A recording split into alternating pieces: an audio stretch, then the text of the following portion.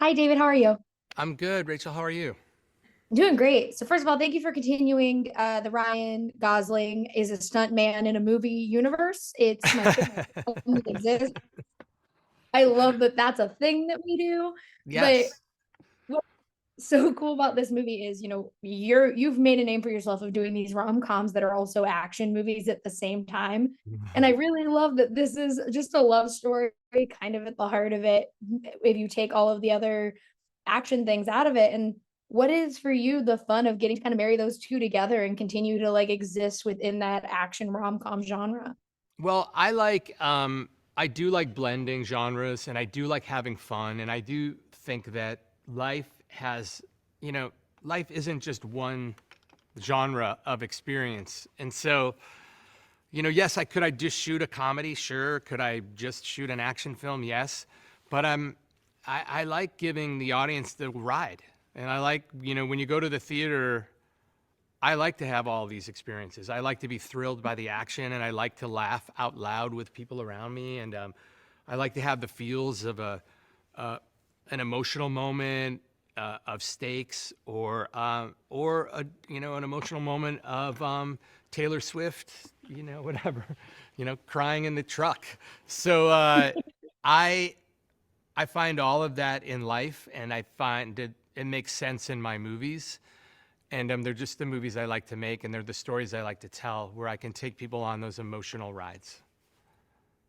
Yeah, I will say in my notes, I think I just wrote like a needle drop I'll never forget.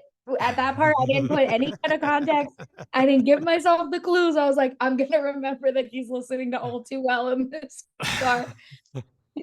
I I made the joke about Ryan Gosling in this stunt driver Yeah. universe that he's kind of making for himself. But it is, what is it about him that you're like, yeah, that man, if he wasn't a leading man from the jump, he would have been a stunt man. Like, what is it? What does that appeal to Ryan There is Gosling to you? well, I mean, he was the only person we wanted for the film, and he was the first person we reached out to. So we're not the only ones in the world who see him through that lens. Like, he's incredibly relatable, but yet he's also has this movie star quality and this sexy, sex symbol quality. And it's unique to Ryan. There are very few people on the planet that can pull off relatable and then unreachable, and I think he navigates it so well and effortlessly. Look, but we brought him on early to the project, so we developed the project together. So creatively, we came up with the story and the character and like the tone and like what we really wanted to tell together. And it's sort of custom built for Ryan's strengths. You have like this love story at the heart of it. You got the Notebook at the heart of it. You got the action, and you got the action of a big gray man, and then you got the nice guys comedy, and you all mash it up, and it's like Ryan's self-actualizing into this really special version of a character that he gets to do all of those things, and that's because he came on early, and he's a great collaborator, and I don't know who else could have made this character come to life. All you needed was him to go to that karaoke, and then you got Remember the Titans in there too. You got all of the Yes, you're right. I know. If he would have again there, if he would have made it in time. would have had Remember the Titans.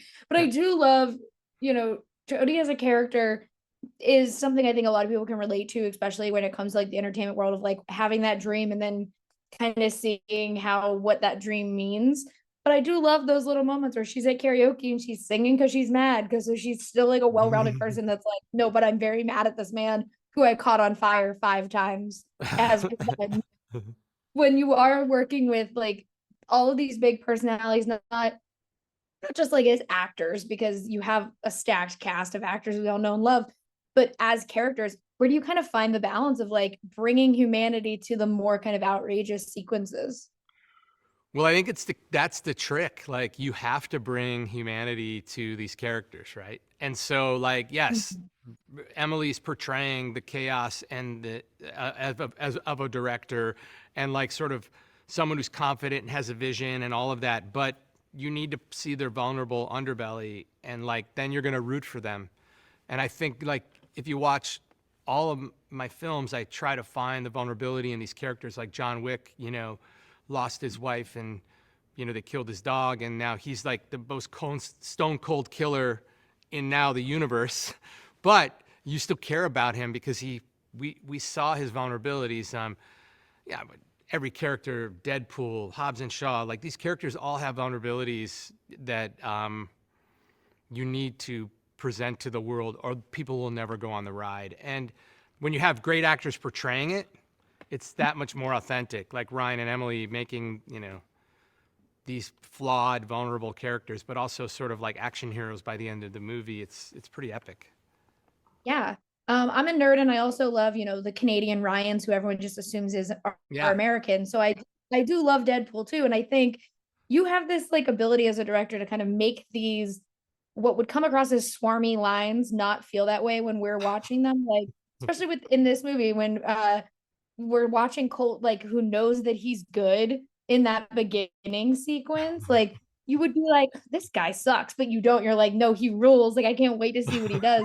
Always important to make sure that those moments still exist for us where we're like, yeah, we could hate this man, but we don't. We actually kind of love him because he knows he's good and he proves it to us. Yeah, I think, part of it is it in the moment, right? I think and you have to shoot alts. Like, you there that scene you're talking about in particular is not some scene that had to be tempered, and there's a lot of versions that are really more fun, but then maybe Mhm. Colt is not as likable. And then there's some that are way more earnest, but then it's not as fun. And so finding the through line in editorial where you can have the fun and the snarky and the winky, but still root for somebody or keep it believable, that's the key in post. That's where you're fine tuning the film.